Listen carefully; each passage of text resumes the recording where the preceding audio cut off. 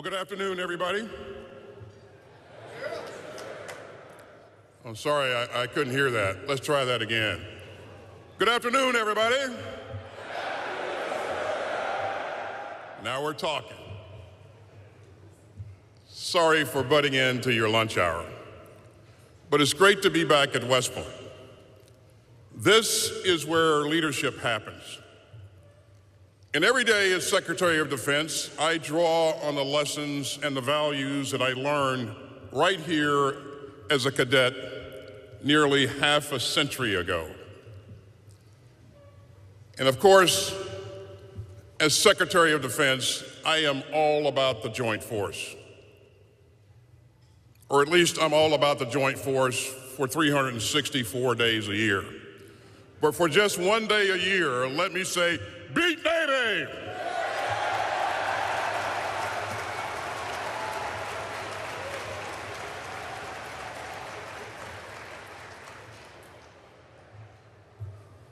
Right, got a little blood flowing there. I think there are 9 and a butt days until we face the midshipmen on the gridiron, and I am confident that Bryson and the team will be ready.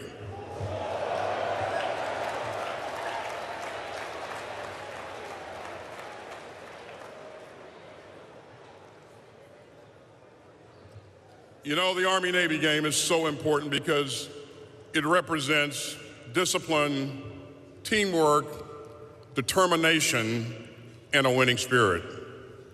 And these are the same qualities that will determine your success going forward.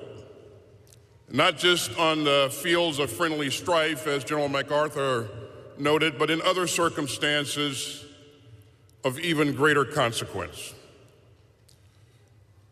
I've seen this firsthand over my nearly 50-year career, and I guess I'm officially an old grad, by the way. And as an old grad, I thought that I'd give you a bit of advice that I've gathered over these past 5 decades since graduating as a member of the class of '75. Courage and drive. Yeah. Oh.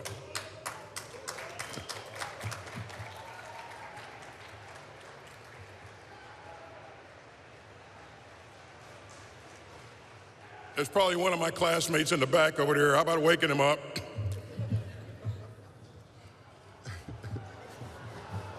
You know, when I first came to West Point, I'd never been north of Georgia.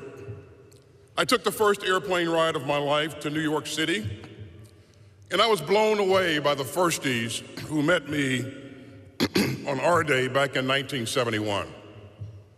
They were clipped, commanding, and squared away. And they just seemed like perfect people. And I said to myself, what am I doing here? I will never be this good. But West Point made me better. West Point made me stronger. And West Point made me wiser. You know, you've got a big mission ahead. You're not just going into any army, you're going into the United States Army. And make no mistake, the United States military is the finest and most lethal fighting force on earth.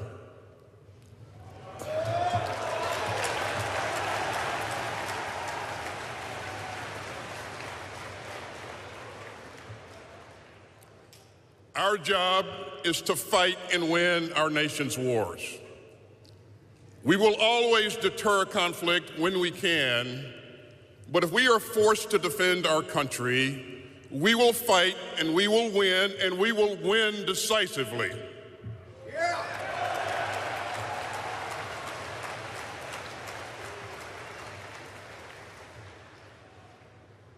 You know, over the decades, our uniforms have changed. Our weapons have changed. Our tactics have changed. But one thing won't ever change, and that's the power and the capability of our people. You are the key to our strength and our warfighting power. And the security of the United States will always depend on two huge strategic assets: the talents and the commitment of the American people and the values of our democracy. And I'd like to talk about both today. And so let me start with our people and what it takes to lead in the United States military. We are an all-volunteer force, and so we take really good people and we make them even better. Our North Star is warfighting effectiveness. We don't lower our standards for our recruits. We bring our recruits up to our standards and way beyond. And we show them how to be all that you can be. And these extraordinary patriots demand extraordinary leadership. Now, I've had a front row seat to the greatest stage in history. I wore a United States Army uniform for 41 years. And I spent almost 6 years serving in combat with 3 long tours in Iraq and 1 in Afghanistan. And I've now served for 4 years as Secretary of Defense. And after all those years of service, I keep coming back to one core tactical lesson. On the battlefield, troops will only go as far as they have to for poor leaders. But troops will go the distance for good leaders. And I have seen this personally over and over again. American soldiers will run through walls for good leaders, and I mean that literally. They will do amazing things. They will show phenomenal courage, and it is more powerful than anything that you'll ever see in any war movie. But you have to lead them from the front. You have to lead with principle. You have to lead with guts. You have to lead with humility, and you have to lead by example. As my first platoon sergeant, Sergeant First Class Fox Ballard, told me, the most important thing that you must do as a leader is to take care of your people. Take care of them, and they will follow you anywhere. You know, this is the most valuable lesson that I learned in my 41 years in uniform, and it's proven true time and time again. When I was a one-star general in Iraq, I was talking to an infantry unit right after a firefight. Their squad had been pinned down by heavy enemy fire. And then suddenly, one young soldier got up from behind his covered position and he charged towards the enemy. And he risked his own life, and he eliminated the threat and saved his squad. And afterward, once we had evacuated the unit and they were out of harm's way, I approached that young soldier and I asked him, "Hey, what made you do that? What made you run toward that automatic weapon?" And I asked him, "Weren't you afraid?" And he said, "Sir, I was scared shitless." And then he said, "But I heard my squad leader's voice, and I knew that it was going to be okay." I heard my squad leader's voice, and I knew that it was going to be okay. Ladies and gentlemen, there is no other profession on earth where a 19-year-old kid will get up and run toward enemy fire to save his buddies. And that young man did so because he trusted his squad leader. He looked up to him and he respected him. And he knew that his squad leader was there with him, leading him, and he knew that he would take care of him. You know, his squad leader probably never imagined the impact that he had had. But you will need to be that strong, steady voice for your soldiers. And there will be times when all eyes and ears are on you. I'll never forget the night before we led the 3rd Infantry Division through the Karbala Gap in southern Iraq in the spring of 2003. The fighting was really heavy. And an incredible artillery duel ensued as we exchanged gunfire with elements of Iraq's Republican Guard. Our goal was to suppress the enemy in preparation for our movement through the gap starting the following day. It was one of the most difficult maneuvers of the US-led invasion. The enemy could have inflicted a good bit of damage given the complexity of the terrain. We had to get an entire armored division through an area that was only about 2 kilometers wide. And the intensity of the fighting throughout the night was extraordinary. The shells were coming in close and shaking the tent of my CP. Artillery was exploding all around us. And so I was laser focused on the radio, giving orders to the brigade commanders. And at one point, I paused and looked up. And I realized that all eyes were on me. And there was near total quiet. There wasn't a sound in the room beyond the radio transmissions and the steady beat of the artillery beyond the walls of the tent. The troops in the TOC had stopped what they were doing, and they were watching me intently, waiting to hear what I had to say. And at that moment, I realized that they would follow me through fire if they trusted that I knew the way forward. They wanted to know that I had a plan and that I was confident that we could execute that plan. I will never forget that moment. Troops look to their leaders even when you're not aware of it. Hemingway wrote that courage is grace under pressure. Well, leadership is steadiness under pressure. If the lieutenant panics, the platoon fails. If the leader loses their compass, the unit loses its way. That's what leadership means. You've also got to learn from your mistakes. And that means always being willing to listen and to learn from others. And let me mention one of our great strengths in the U.S. military, and that's the quality of our NCO Corps.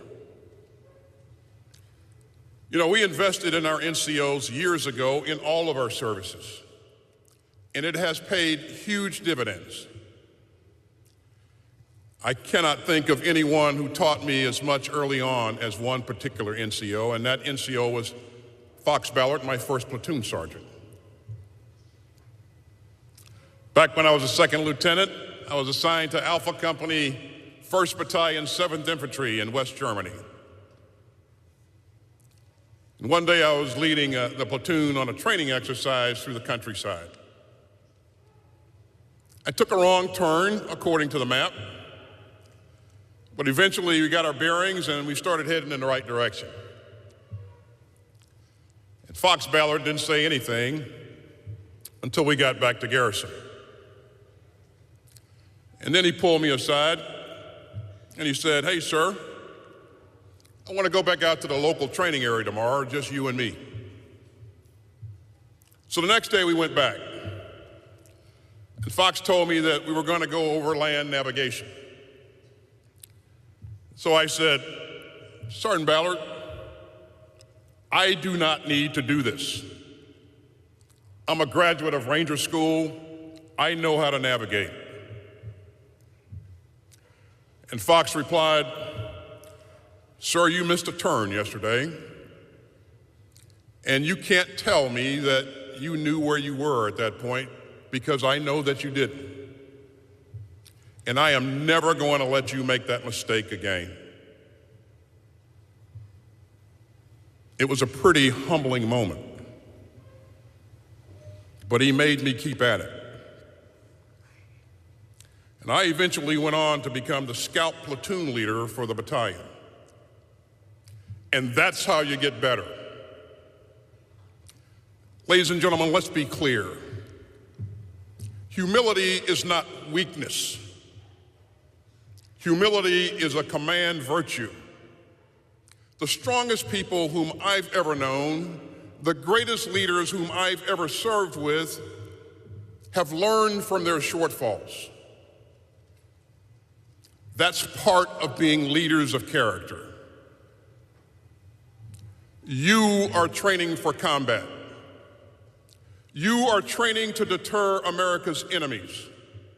And if you fail to admit your shortcomings and correct them, it can cost the lives of those that you're leading. And so, you're not here to look good. You're not here to strut. You are here to be effective warfighters. The United States military is a learning organization down to our bones. And when things don't go according to plan, we don't give up. We don't get defensive. We get better. We learn from it. You know, success feels great. But let me tell you, failure feels awful.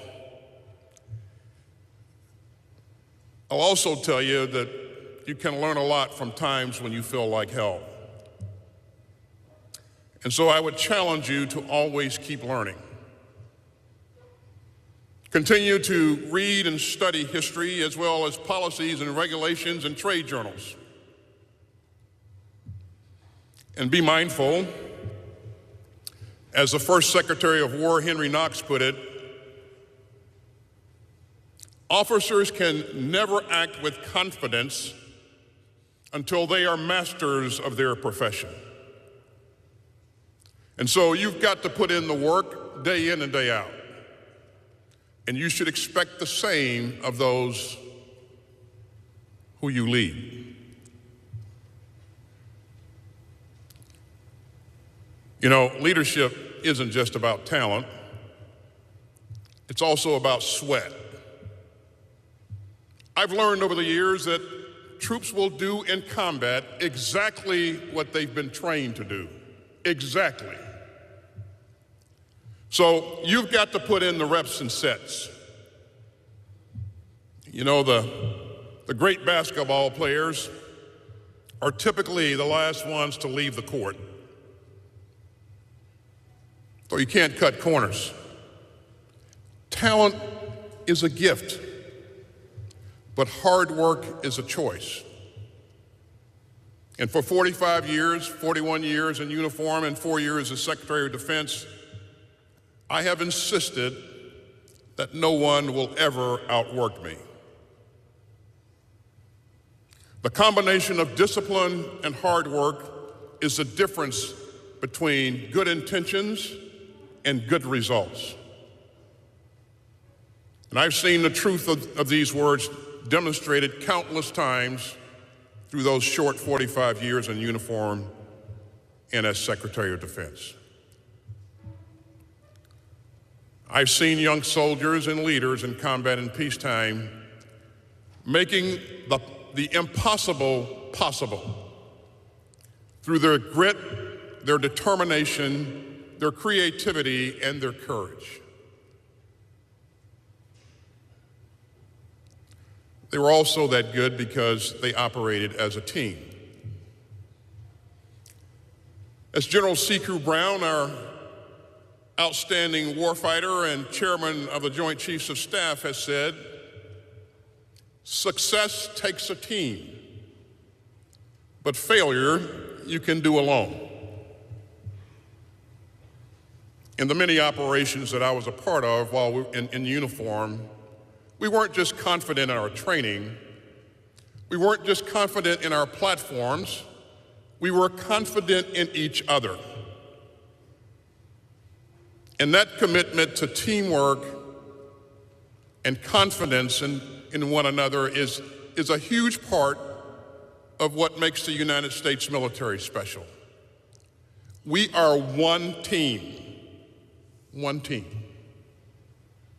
And in today's complex national security environment, we don't have one warrior to spare. And with this in mind, I do want to say just a word about the women of the United States military.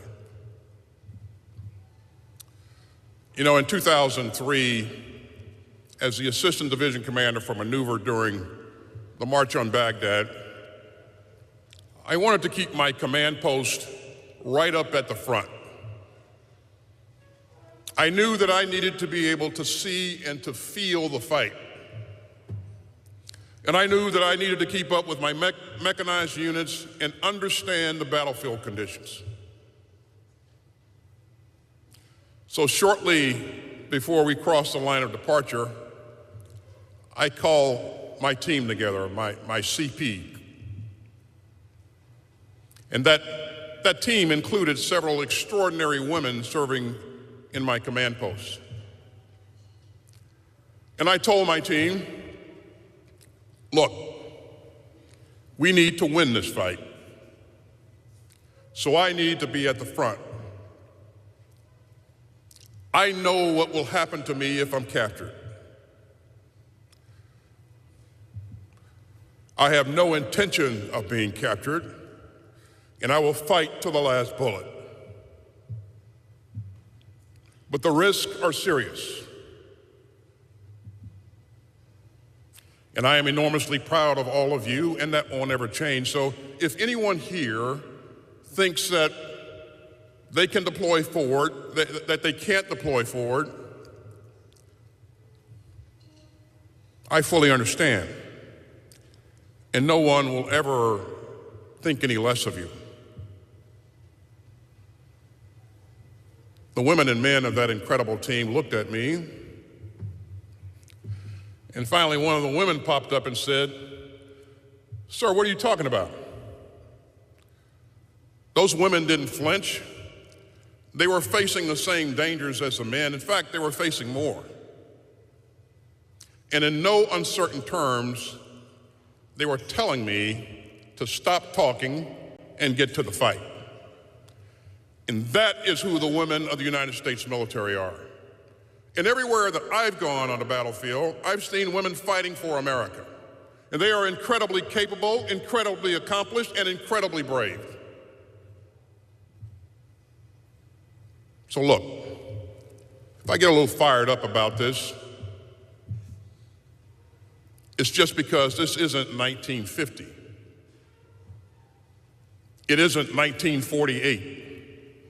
It is 2024.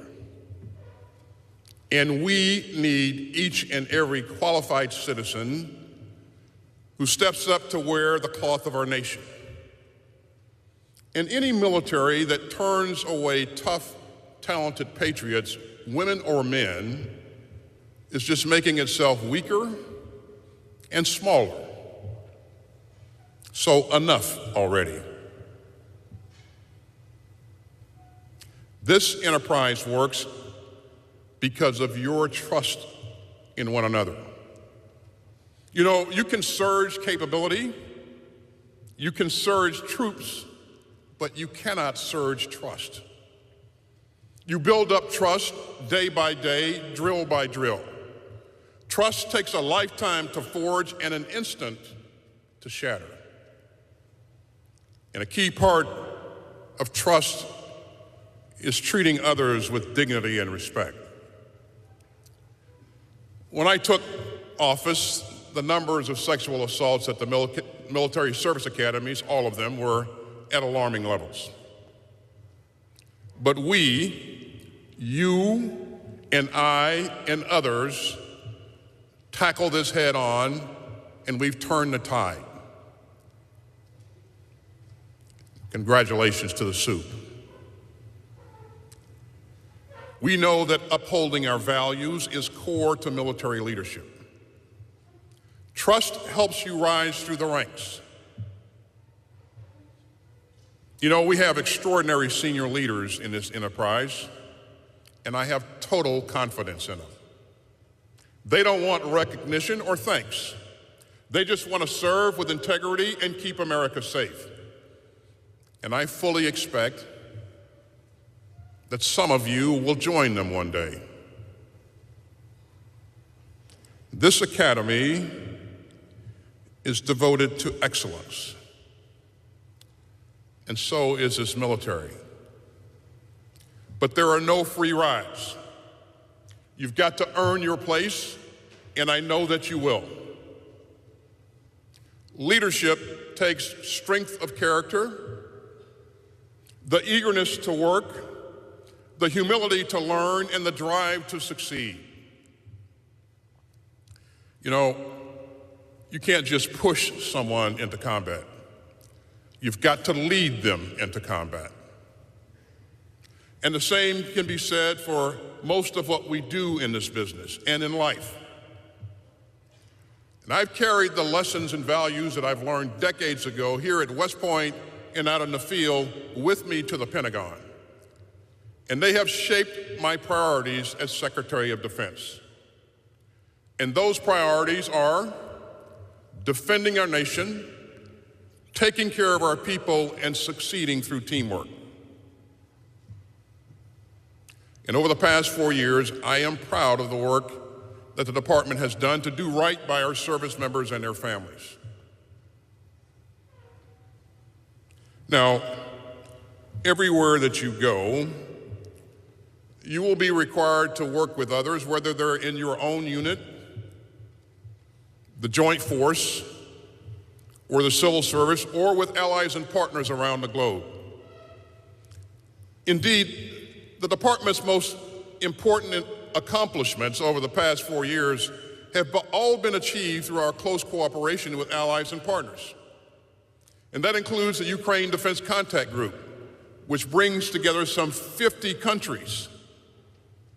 And since April 2022, I've convened this group 24 times, and I am enormously proud of the work that we've achieved together. It also includes the progress that we've made in the Indo-Pacific, which I visited 12 times over my tenure as Secretary of Defense. And we've built and strengthened historic partnerships in that important region. And again, that's a testament to teamwork and cooperation. When you leave West Point, you will stand shoulder to shoulder with our unmatched network of allies and partners. This global network is a strategic asset that our rivals envy and that our foes want to wreck. And those alliances and partnerships deepen our security and magnify our power. And working together with friends abroad has been central to American security ever since Lafayette kept faith with General George Washington. We value our partners, we honor our allies, but I still believe that America is the greatest country on earth. And one reason that we are special is the oath that you swear. You see, every military on earth defends a country, but we also defend a constitution. The power of our military is rooted in the power of our ideals. And that is the oath that you swear. And I know that you will never compromise it. We are here to protect our people, to defend our country, and to uphold our Constitution, and that is not negotiable. We believe in truths that we hold self-evident, that we are all created equal, and that we're all endowed by our Creator with unalienable rights.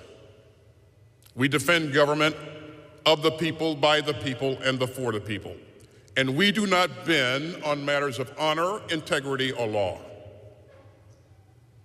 We are here to defend the American people and the American idea. You know, our troops will always lay their lives on the line for their teammates. And American troops will also lay their lives on the line for the principles and the laws and the spirit of our democracy. Times change, but the values of West Point do not change. Duty, honor, country. Those values will always steer you home. The graduates of West Point have always been tested by history, and so will you. We face serious security challenges today: coercion from the People's Republic of China, aggression from Putin's Russia, malice from North Korea, Iran, and transnational terrorist groups, and autocrats around the world who insist that democracy's day is done. But they are wrong. In turbulent times, America always looks to the men and women of West Point. You will need your muscles, your heart, your brain, and your spine. As President Eisenhower, a member of the class of 1915, once said, at West Point, we gauge a person's capacity by their flexible adjustment to the new and novel without sacrifice of principle or abandonment of standards. So leadership isn't just about what you do, it's about who you are. So I'm incredibly proud of you. And to the class of 2025, I'm proud to have you join me in just a few months as the newest members of the Long Gray Line. Hua.